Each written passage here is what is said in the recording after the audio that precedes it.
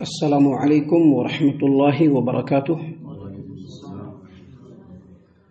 اعوذ باللہ السمیع العلیم من الشیطان الرجیم من همزه ونفخه ونفثه بسم اللہ الرحمن الرحیم وَلَقَدْ أَخَذْنَاهُمْ بِالْعَذَابِ فَمَا اسْتَكَانُوا لِرَبِّهِمْ وَمَا يَتَضَرَّعُونَ حَتَّى إِذَا فَتَحْنَا عَلَيْهِمْ بَابًا ذَا عَذَابٍ شَدِيدٍ إِذَا هُمْ فِيهِ مُبْلِسُونَ۔ اور تحقیق کہ ہم نے انہیں عذاب میں مبتلا کیا تو بھی یہ لوگ نہ اپنے پروردگار کے سامنے اپنے رب کے سامنے جھکے اور نہ ہی آہوزاری کی، یہاں تک کہ ہم نے ان پر سخت عذاب کا دروازہ کھول دیا اور اس حال میں وہ ہر بھلائی سے مایوس ہونے لگے۔ معزز سامعین کرام، سورۃ المومنون سورہ نمبر 23 اور اسی سورت سے بھی آپ کے سامنے آیت نمبر 76-77 یہ دو آیات آپ کے سامنے تلاوت کی گئی۔ بفضل اللہ، بعون اللہ، بتوفیق اللہ، دونوں آیتوں کا ترجمہ بھی آپ تمام کی خدمت میں پیش کیا گیا۔ سامعین کرام، پہلی جو آیت کریمہ آج آپ کے سامنے پڑھی گئی اس میں اللہ تبارک و تعالیٰ نے فرمایا وَلَقَدْ أَخَذْنَاهُمْ بِالْعَذَابِ، اور تحقیق کہ ہم نے ان کو عذاب میں مبتلا کیا۔ فَمَا اسْتَكَانُوا لِرَبِّهِمْ، تو یہ لوگ نہ تو اپنے رب کے سامنے جھکے، وَمَا يَتَضَرَّعُونَ، اور نہ ہی رب کے سامنے آہوزاری کی۔ یہ دونوں آیات، یعنی دونوں آیات جو ابھی آپ کے سامنے پڑھی گئی ہے، یہ جو آیت کریمہ جس کو ابھی ہم نے پڑھا اور پھر اس کے بعد جو دوسری آیت کریمہ جو ہم نے پڑھی، دونوں آیات مشرکین مکہ کے بارے میں نازل ہوئی ہے۔ جب اسلام کا بالکل آغاز تھا، اسلام بالکل شروع میں تھا، ابتدائی اسلام میں جب نبی کریم صلی اللہ علیہ وسلم نے مکہ کے لوگوں کو، مشرکین مکہ کو، قریش کو دعوت توحید دینا شروع کیا، اللہ تبارک و تعالیٰ کی عبادت کی طرف بلانا شروع کیا، کہا کہ بھائی بتوں سے آپ لوگ منہ موڑیے، تو پورا کا پورا مکہ، تمام کے تمام مشرکین اور پورے کے پورے قریشی سردار نبی کریم صلی اللہ علیہ وسلم کے دشمن بن گئے، مسلمانوں کے دشمن بن گئے، اور ابتدائی اسلام میں ہی مسلمانوں کے اوپر مصیبتوں کے پہاڑ ڈالنا شروع کر دیا، ان لوگوں نے فل ستانا شروع کر دیا، اتنا زیادہ ستایا اور اس قدر مخالفت کی کہ مسلمانوں کا جینا دوبھر ہو گیا، ان کے اوپر ان کا عرصہ حیات جو ہے وہ بالکل تنگ ہو گیا۔ جب بالکل جینا دوبھر ہو گیا، کہیں سے کوئی رستہ نظر نہیں آیا، تو نبی کریم صلی اللہ علیہ وسلم نے ان کے خلاف اللہ تبارک و تعالیٰ کی بارگاہ میں بد دعا کی۔ صحیحین کے اندر اور دیگر کتابوں کے اندر روایت ہے کہ نبی کریم صلی اللہ علیہ وسلم نے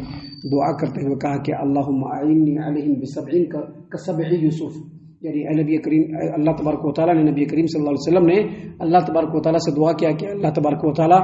ان لوگوں کے مقابلے میں تو میری مدد کر، بالکل اسی 7 سخت سالوں سے جو یوسف علیہ السلام کے زمانے میں 7 سخت سال آیا تھا۔ یوسف علیہ السلام کے زمانے میں 7 ایسے بدترین سال آئے تھے جس میں پیداوار بالکل بند، سوکھا بالکل پڑ گیا، 7 سالوں تک آسمان سے کوئی بارش نہیں۔ اللہ کے رسول صلی اللہ علیہ وسلم نے مکہ والوں کے خلاف بد دعا کیا کہ اللہ تبارک و تعالیٰ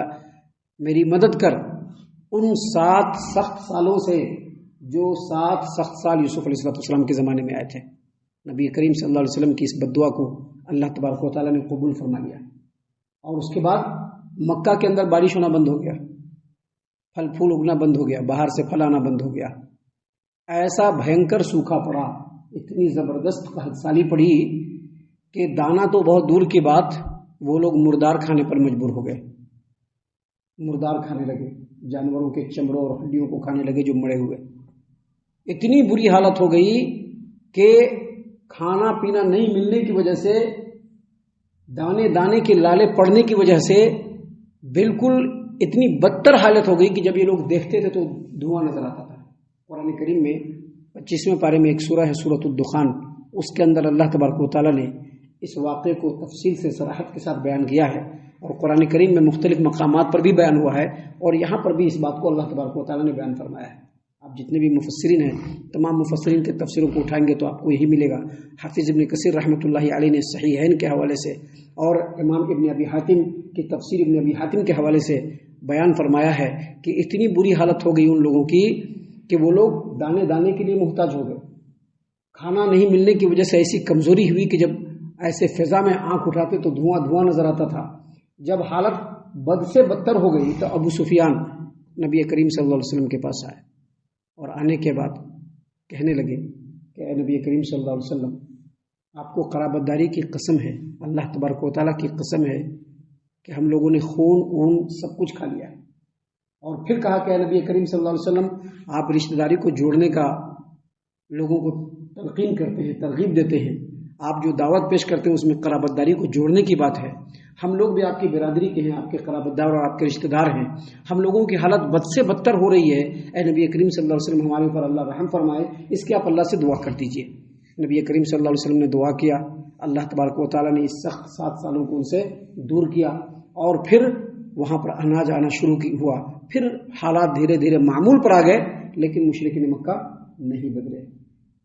پھر ٹھیک ہونے کے بعد مسلمانوں کی مخالفت ویسے ہی شروع ہو گئی، اور مسلمانوں کے اوپر عذاب دینا وہ لوگ ایسے ہی شروع کر دیے. اللہ تبارک و تعالیٰ نے اسی بات کو یہاں پر بیان فرمایا ہے کہ وَلَقَدْ أَخَذْنَاهُمْ بِالْعَذَابِ، ہم نے ان کو عذاب میں مبتلا کیا، ہم نے ان کو اپنے عذاب کی گرفت میں لیا. فَمَسْتَكَانُوا لِرَبِّهِمْ، تو وہ لوگ اپنے رب کے سامنے جھکے بھی نہیں. وَمَا يَتَضَرَّعُونَ، اور رب کے سامنے ان لوگوں نے آہوزاری اور گریہزاری بھی نہیں کی. محترم سامعین کرام،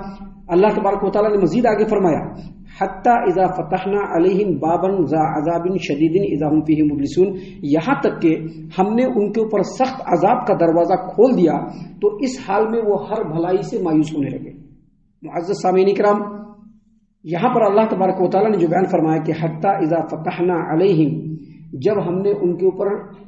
حتی اذا فتحنا علیہم بابا ذا عذاب شدید، جب ہم نے ان کے اوپر سخت عذاب کے دروازہ کو کھولا، جب ہم نے ان کے اوپر سخت عذاب کے دروازے کو کھولا تو وہ لوگ ہر بھلائی سے مایوس ہونے لگے. سخت عذاب کا دروازہ کب کھلا؟